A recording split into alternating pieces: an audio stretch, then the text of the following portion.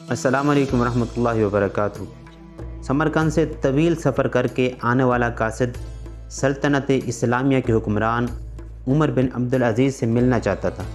اس کے پاس ایک خط تھا جس میں غیر مسلم پادری نے مسلمان سپہ سالار قتیبہ بن مسلم کی شکایت کی تھی۔ پادری نے لکھا، ہم نے سنا تھا کہ مسلمان جنگ اور حملے سے پہلے قبول اسلام کی دعوت دیتے ہیں۔ اگر دعوت قبول نہ کی جائے تو جزیہ دینے کا مطالبہ کرتے ہیں، اور اگر کوئی ان دونوں شرائط کو قبول کرنے سے انکار کرے تو جنگ کے لیے تیار ہو جاتے ہیں۔ مگر ہمارے ساتھ ایسا نہیں کیا گیا اور ہم پر راتوں رات اچانک حملہ کر کے ہمیں مفتوح کر لیا گیا۔ یہ خط سمرقند کے سب سے بڑے پادری نے سلطنت اسلامیہ کے فرمانروا عمر بن عبدالعزیز کے نام لکھا تھا۔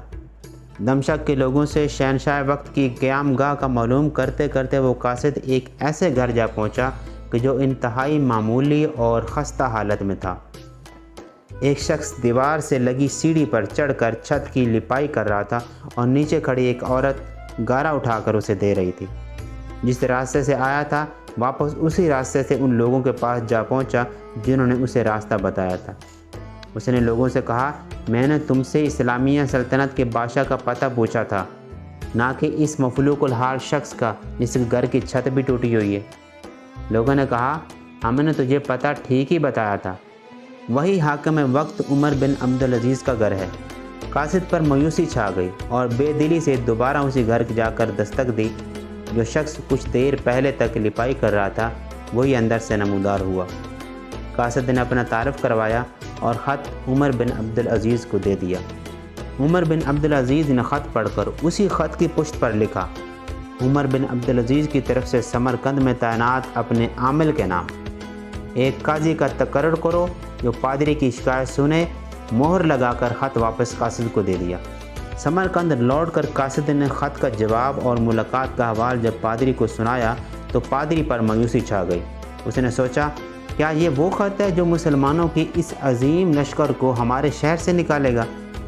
انہیں یقین تھا کہ کاغذ کا یہ ٹکڑا انہیں کوئی فائدہ نہیں پہنچا سکے گا، مگر کوئی اور راستہ بھی نہ تھا۔ چنانچہ خط لے کر ڈرتے ڈرتے امیر لشکر اور حاکم سمرقند قتیبہ بن مسلم کے پاس پہنچے۔ قتیبہ نے خط پڑھتے ہی فوراً ایک قاضی کا تعین کر دیا جو اس کے اپنے خلاف سمرقندیوں کی شکایت سن سکے۔ قاضی نے پادری سے پوچھا، کیا دعویٰ ہے تمہارا؟ پادری نے کہا، قتیبہ نے بغیر کسی پیشگی اطلاع کے ہم پر حملہ کیا، نہ تو اس نے ہمیں اسلام قبول کرنے کی دعوت دی تھی اور نہ ہی ہمیں کسی سوچ و بچار کا موقع دیا تھا۔ قاضی نے قتیبہ کو دیکھ کر پوچھا، کیا کہتے ہو تم اس دعوے کے جواب میں؟ قتیبہ نے کہا، قاضی صاحب، جنگ تو ہوتی ہی فریب اور دھوکہ ہے۔ سمرقند ایک عظیم ملک تھا، اس کے قرب جوار کے کمتر ملکوں نے نہ تو ہماری کسی دعوت کو مان کر اسلام قبول کیا تھا اور نہ ہی جزیہ دینے پر تیار ہوئے تھے، بلکہ ہمارے مقابلے میں جنگ کو ترجیح دی تھی۔ سمرقند کی زمینیں تو اور بھی سرسبز و شاداب اور زور آور تھیں۔ ہمیں پورا یقین تھا کہ یہ لوگ بھی لڑنے کو ترجیح دیں گے۔ ہم نے موقع سے فائدہ اٹھایا اور سمرقند پر قبضہ کر لیا۔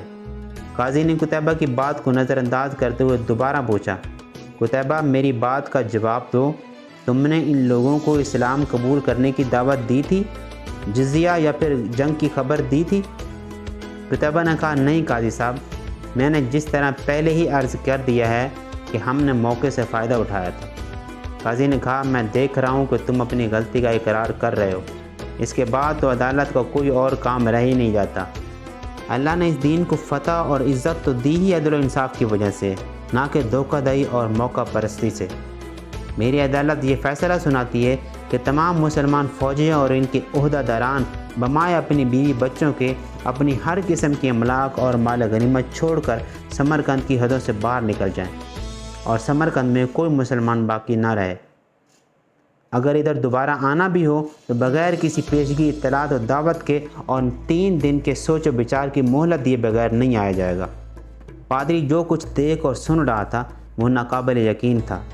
چند گھنٹوں کے اندر ہی مسلمانوں کا عظیم لشکر قافلہ در قافلہ شہر کو چھوڑ کر جا چکا تھا۔ سمرقندیوں نے اپنی تاریخ میں ایسا کبھی نہیں دیکھا تھا کہ جب طاقتور قوم کمزور مفتوح قوم کو یوں دوبارہ آزادی بخش دے۔ ڈھلتے سورج کی روشنی میں لوگ ایک دوسرے سے سرگوشیاں کرنے لگے کہ یہ کیسا مذہب اور کیسے پیروکار ہیں۔ عدل کا یہ معیار کہ اپنے خلاف ہی فیصلہ دے دیں اور طاقتور سپہ سالار اس فیصلے پر سر جھکا کر عمل بھی نہ کرے۔ تاریخ گواہ کہ تھوڑی ہی دیر میں پادری کی قیادت میں تمام شہر کے لوگ گھروں سے نکل کر لشکر کے پیچھے سرحدوں کی طرف دوڑے اور لا الہ الا اللہ محمد رسول اللہ کا اقرار کرتے ہوئے ان کو واپس لے آئے کہ یہ آپ کی سلطنت ہے اور ہم آپ کی رعایا بن کر رہنا اپنے لیے فخر سمجھیں گے۔ دین رحمت نے وہاں ایسے نفوذ چھوڑے کہ سمرقند ایک عرصہ تک مسلمانوں کا دارالخلافہ بنا رہا۔ کبھی رہبر دو عالم حضرت محمد صلی اللہ تعالیٰ علیہ وسلم کی امت ایسی ہوا کرتی تھی